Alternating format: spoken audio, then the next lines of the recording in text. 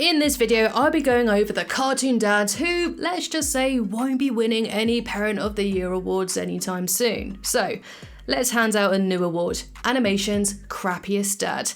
But because there are so many contenders, I've had to bring along some lovely friends to help me out here. But before we start, quickly write down below your pick for the worst father in animation. And let's see how many people agree or disagree with you. So first up, we have Mr. Turner from the Fairly Oddparents. Here, go play with this dangerous acid in the street! So while Mr. Turner probably isn't the first name that comes to your mind when you think about crappy dads, he definitely deserves a mention. My dreams were shattered years ago. How many years ago? How old are you? If you think about it, Timmy has fairy godparents because he's one of the most miserable kids in the entire world. And why is he so miserable? Well, because of his babysitter Vicky. And why does he have an evil babysitter? Because his parents are always leaving him behind. And it's not like they have Vicky because they go to work. They simply just want to spend as much time as they can away from their only child. You're not old enough for this movie, and we're not taking you! And that, my friends, is neglect. We have a special surprise for you! A surprise? What is it? What? It's Vicky! So yeah, while Mr. Turner certainly isn't the absolute worst like the other dads I'll mention on this list, he is however extremely neglectful. Don't go! She's just gonna mess up the house and blame me! And therefore I thought it was a pretty good starting point for the dads that are to come, because it's only gonna get worse. But you know what, despite him being neglectful, Mr. Turner has shown from time to time that he really does love his boy. Like when he made him that crummy bike, and then there was that flashback which showed him recording every second of Timmy's life.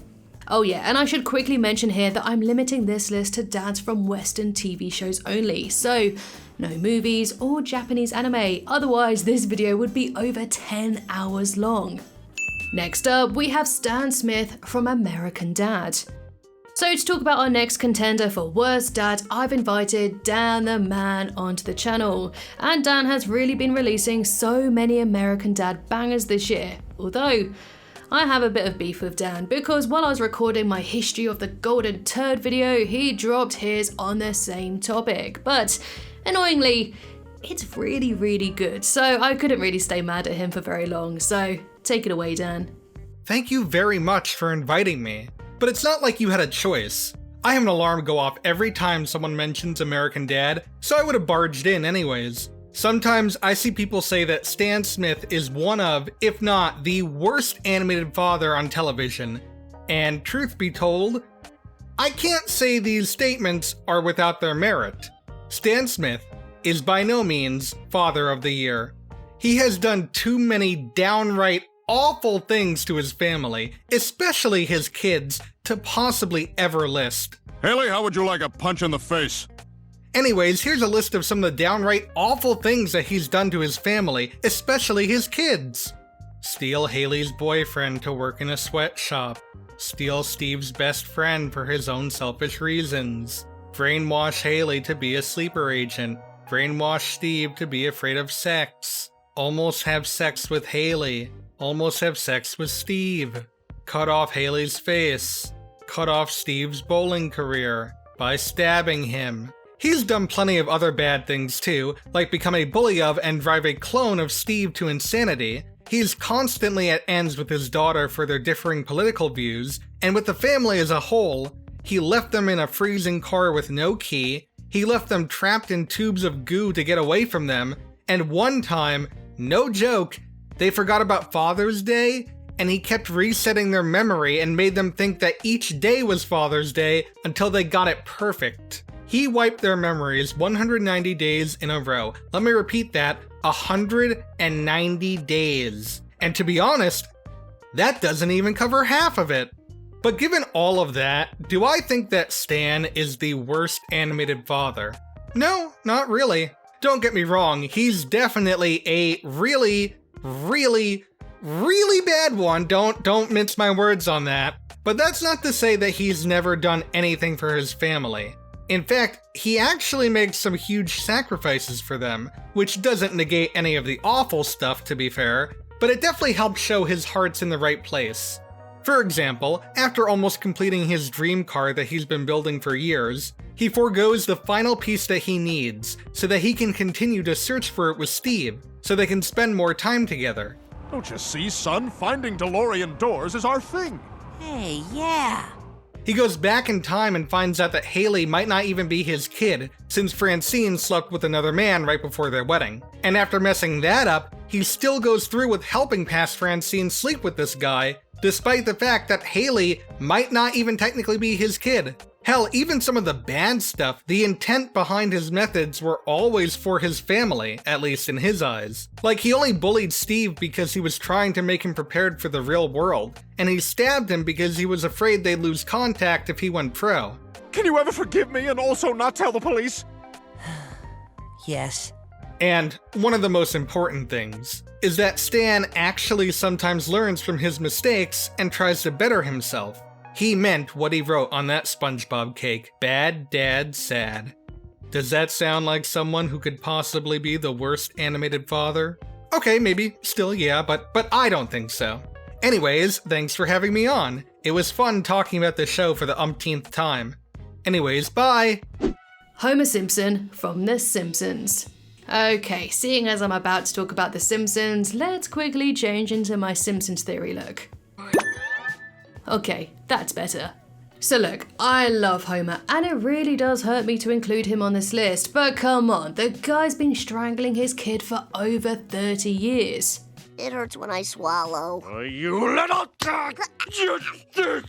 And to say that Bart and Homer has definitely had their rough patches is an understatement. For example, in one episode, it was revealed that when Bart was a baby, Homer forced him into doing humiliating commercials, and then he spent all of the money Bart earned on purchasing incriminating photos of him dropping Bart from a balcony. And when Bart learned of this, he decided, of course, to legally remove Homer as his father. Bart, you're suing us? Yes, I want to be emancipated. But with all that being said, Homer obviously loves his family very much. Even with his faults, he's shown time and time again that he will do anything for them. Like, who could forget that episode Maggie Makes 3 when he gave up his dream job to go crawling back to Mr. Burns to beg for his old job back? He did this because he realised he needed to provide for his new growing family, and this act and episode marked an iconic moment for The Simpsons. I mean, this has to be one of the most beautiful scenes in animation history, even though he has forgotten that she exists from time to time. Hello, little girl. Who do you belong to? So while his parenting is certainly questionable sometimes, I wouldn't really consider him as being a bad dad because he's had far too many great parenting moments. The Simpsons is just one of those shows that present the good and the bad of life, and that's why it was praised so highly when it first aired for being so relatable. So now, let's go to South Park, and I've got to be honest with you, for this one, I didn't even know really where to start. It's full of crappy dads, but luckily, my friend Kitty Monk has already made a 43-minute video on the worst dads in South Park, so I'm very fortunate that she's here now to talk a bit more about it. So take it away, Kitty Monk. Thanks, Lydia. For those of you who don't know me, hi, I'm Kitty Monk, and I sometimes make South Park videos. And I gotta say, while South Park is a great cartoon, it has some really horrible fathers, despite how funny they can be. For example, Kenny's father, Stuart McCormick, is probably the worst out of all of them, if we're talking about things from a realistic perspective. He's a raging, deadbeat alcoholic who keeps his family in perpetual poverty and shoots down any possible attempt to improve their lives, blaming everybody else for his own failures. Be they his old friend Gerald Broflovsky for having stronger aspirations, Ow! Now don't make me do that again. Ow! or even his own son for getting an after-school job and using the proceeds to buy a doll for his little sister. He and his wife, Carol, even went to meetings with the cults of Cthulhu solely to get free beer, and it's all but stated that because they were blackout drunk at the time, they're the reason for Kenny's immortality. We should have never gone to that stupid cult meeting. Then there's the infamous Randy Marsh. You could practically write a college-level dissertation on the worst things he's done, but let's stick to the most notable. Integrity Farms. Randy could not believe the state the world was coming to, and in response, he uprooted his family from their normal lives just to live out his own dream of being a pot farmer. Despite everybody constantly voicing their complaints to him about their new situation, he never cares in the slightest. One time, he made Shelly spend a night in a prison cell just for saying she doesn't like weed. Rather than go to Stan's concert, he forces him to wear a Integrity Weed t-shirt to promote the company at all times. Stan, you need to wear your Tegrity t-shirt at the performance. Oh, come on, Dad! It's no wonder that when he gets arrested as a result of his own actions and nearly sent to prison, his family could not be more excited at having an extended vacation away from him, down to throwing a party. He could be in jail for a long time. You promise? However, if there's one thing you can say about all of these fathers, it's that they do love their children, even if they can be a little too crazy or selfish for their own good. Yeah, that excuse doesn't go for Butters' father, Steven, or Chris, or whatever you want to call him. What is wrong with that boy? I don't know, but it's clear it isn't our parenting. We're awesome. In Butters' very own episode, Steven started going to gay bathhouses and movie theaters, and Butters unwittingly walked in on him. Before Steven could get Butters to keep a secret, the latter told his mother, and she went crazy, painting the entire house from top to bottom and letting her appearance go ragged. And thinking the only way she could make everything better would be to kill Butters, and then herself.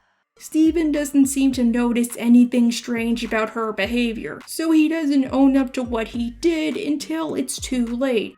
And to make sure Linda does not go to prison for supposedly drowning their son, he helps her lie and say that Butters was instead kidnapped by some Puerto Rican guy. Was he tall? Short? He was average Puerto Rican height. It's only after everything is all said and done does he confess to his own failings and takes the family to Bennigan's for dinner, which seems to scar Butters. Oh well, when I have a Chipotle blue cheese bacon burger at Bennigan's, I'll forget all about my dad being queer and my mom trying to kill me. Poor kid.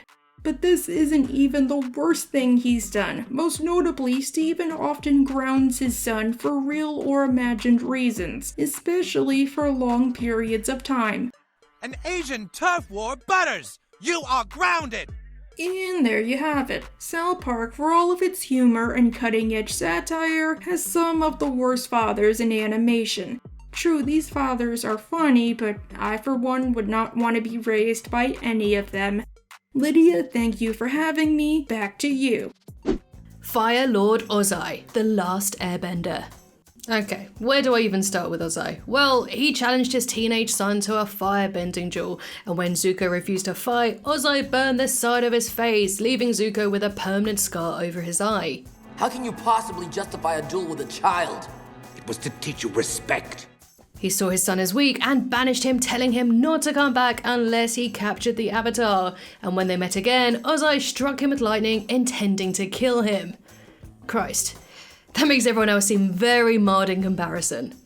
And although Ozai favoured his daughter Azula, that didn't necessarily mean that she was spared from his ruthless treatment, because despite not sharing her brother's physical scar, her scars ran far more psychologically. She was trapped under her father's thumb for years, and she was merely a pawn in his schemes, because at the end of the day, Ozai didn't really love either of his children. Honestly, the lore and history of The Last Airbender is just so deep that Ozai's cruel treatment of his children can be an entire video, and maybe it will be one day. Alright, so now let's talk about Cotton Hill from King of the Hill. Yeah, alright, sure, Hank is always saying that his boy ain't right. 6 a.m. and already the boy ain't right. But just because he's the kind of guy who doesn't wear his feelings on his sleeve, that doesn't necessarily mean he doesn't show love to his children in his own special way. In fact, we get the feeling that Hank wants to be a good dad because he knows exactly what it feels to be unloved by his own dad. You see, Cotton was always very hard on his boy, like that time where he tried to teach him how to shoot. I want my binky back. You want your binky back? Even well into his adult years, Cotton continued to insult and belittle Hank. I didn't want you, I wanted a boy. Yeah, I know, I'm a girl, now get down. And to truly put it into context of how much Cotton truly sucks, he had another son and named him Good Hank. Dad, Hank is my name. Not anymore. I'm taking it back. He's Hank. And he wasn't afraid to remind Hank that Good Hank was his favorite. I was spending time with my favorite son. You got a problem with that? I mean, even on his deathbed, Cotton still called Hank a sissy. Sissy! So yeah, really, we have to give a lot of credit to Hank because he saw a lot of flaws in his own dad and decided not to let that pass down to his kids, therefore breaking that cycle of abuse. So, kudos Hank. Hunson, aka the Lord of Evil from Adventure Time. If someone wears the title of Lord of Evil, it's a safe bet that they're not going to be the perfect father. And that's certainly the case with Hunson Abadir, Marceline's dad. I broke down their daddy-daughter relationship in her timeline, but to simplify, Hunson was absent for much of young Marceline's life. And when her mother passed away, she was looked after by Simon, but when he started to succumb to the power of the Ice Crown, he reconnected Marceline and Hunson before he left. And it's fair to say that Hunson certainly wasn't as selfless as her adopted dad, destroying her only shelter that she built. But the nail in the coffin for their relationship was when Marceline caught him eating her fries. And yeah, I know, it sounds a bit silly, but think about it. Marceline hardly had anything in life. She was hungry, destitute, and then her dad cruelly ate her only bit of food. This incident caused such a rift that she refused to speak to him for many, many years. But that all changed when Finn helped bring Hunson back into Marceline's life. Hunson realised just how much of a crummy dad he had been, and the two finally made amends. I love you, Marceline. Don't you ever doubt that. I love you too, Dad. But Hunson hadn't completely learned the error of his ways, as he then tried to manipulate her into taking over the Nightosphere. But then once again he realised he made a mistake, admitted that he was proud of his daughter, and it seems that ever since then the two were a whole lot closer. I'm bad, but I'm not so bad, right? But there's another crummy dad that I need to bring up, and that is Martin Mertens. But Martin's deadbeat parenting isn't completely black and white, and therefore to explain it, I asked VG Marcus to help me out. This dude is literally an Adventure Time encyclopedia, and I have to say that his recent deep dives into Finn's dad's past has been really excellent. So who better to break down this father and son relationship than VG Marcus? Thanks a lot for having me on, Lydia. So Martin Mertens is a pretty interesting case because for a while it was extremely easy to just label him as one of the worst cartoon dads of his debut generation. This is a guy whose lifestyle was essentially a polar opposite to his son Finn's. Finn is a very selfless hero who's constantly helping his friends or total strangers to just make the world a safer place, whereas Martin is an extremely selfish con man who only looks out for his own self-interest. When the two of them first reunited in the Adventure Time episode Escape from the Citadel, Martin's reaction to being reunited with his son was less than pleasant. Finn's your son. Son? Oh. Hey, good for you, kid. And never giving Finn a straight answer as to why he never went out of his way to find him after losing him as a baby. Plus, after the Citadel was up in flames with the whole prison break and the other prisoners were escaping, Martin tried going with the prisoners and getting far away from Finn as possible. I gotta run to the store! Which cost Finn an arm in the process when he tried to prevent Martin from leaving. This event in particular broke Finn's mental to the point where he tried to literally create a giant tower to get to space just so he could punch Martin in the face as revenge. Despite kind of getting over this by the end of the episode, the rest of Finn and Martin's reunions were still less than pleasant, better than their first, but still not ideal, with the final one having Martin take Finn's place with the Purple Catalyst Comet and entering another plane of existence, preventing the two of them from ever seeing each other again at that point. Goodbye, son!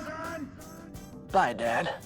Even though Martin's been questionable with his present-day interactions with Finn, I do want to give him some benefit of the doubt here because the head injuries he received in the past seem to be the core reason he had such a tough time finding Finn again and staying a sane man. Martin did start off as a con man, but once he got together with Minerva Campbell, he became a much better man thanks to the relationship giving his life more structure. So after the incident where he lost Finn, his wife, and took a blow to the head, he reverted back to his old ways. At least the most recent time we saw Martin in Fiona and Cake, he went out in a positive note by not only taking care of baby Finn for a bit, but sacrificing himself to save Fiona. Peter Griffin from Family Guy. On Lydia Loves Timelines, we are mostly a Family Guy channel, so you all knew this guy was going to be here, didn't you? So, where do I even start with Peter? Well, there was that time where he tried to marry his very own son just to inherit his father-in-law's wealth. And I guess I learned it's wrong to take your son to Vermont under false pretenses to try to marry him for his inheritance. He straight up told his kids that he hates them. I just hate being around the kids. What? And perhaps worst of all, his treatment of Meg. Now, I know I've gone on and on about Meg's treatment on the show and on this channel, but let's just quickly run down the worst things he's ever done to her, just to refresh your memory. 1. He cut off Meg's penis when she was born. Okay, that wasn't the cord, and now you've got a girl. 2. He tried to abandon her at a fire station. He shot her in the head, threw hot soup on her, farts on her. Tries to sleep with her, constantly tells her to shut up, threw her out of the house, and asked God to erase her from existence. What's happening? Don't look at her. Don't look at her. It's okay. Just go with it. So yes, very, very horrific, but there may just be one other father who may be even worse. And that is Omni-Man from Invincible. To talk about this murderous psycho father, I asked Implicity Pretentious onto the channel, and I stumbled onto his video Invincible Analysis Unlearning Violence a while ago, and it was just so damn good that I had to invite him on, so I'll let him take it from here. Hello everybody, it's me, Implicitly Embarrassing. Think, Mark. Those words are now 2 things, a meme and the brutally naked words of a father trying to brute force his son into believing what he does, that the obsolescence of those around him can only be rationalized through dissociation. Everyone and everything you know will be gone! Where his own wife is valued as a pet. She's more like a pet to me. Where the friends he's made can be disposed of and his home is merely another place to be conquered. However, underneath this belief, Omni-Man actually carries a great deal of shame because deep down inside, he doesn't measure himself on the merit of those values. He actually values himself as a father, even if he denies it. When Cecil asks if Mark knows his father is a murderer, for a moment, all the confidence is gone. His plans are no longer convincing. One of the main themes of Invincible is the idea that quality of life is more important than how long you live. Omni-Man is a really bad parent for the reason that he fundamentally refuses to engage in the connections he's made as a husband and more importantly as a father, where even if the relationships can't last longer than the frail passage of human life, devaluing it means missing out on so much that could be felt, that should be felt for a life that's worth living at all. So when Mark answers this question of obsolescence, where after hundreds of years, he'll still have his father. I still have you. And that's all it takes to break Nolan. Anyways, thanks for letting me ramble for so long, Lydia. So we've come to the ultimate question. Who is animation's worst dad? If I had to choose personally, then I would go with Peter Griffin, because Peter literally asked God to swipe his little kid from existence, so I know it was just a joke, but still. Of course, this is all completely subjective and it's just my opinion, so do let me know yours down in the comments below. Also, I'd like to say a big thank you to Dan the Man, Kitty Monk, VG Marcus, and Implicity Pretentious for helping me out. Thank you so much, they're awesome.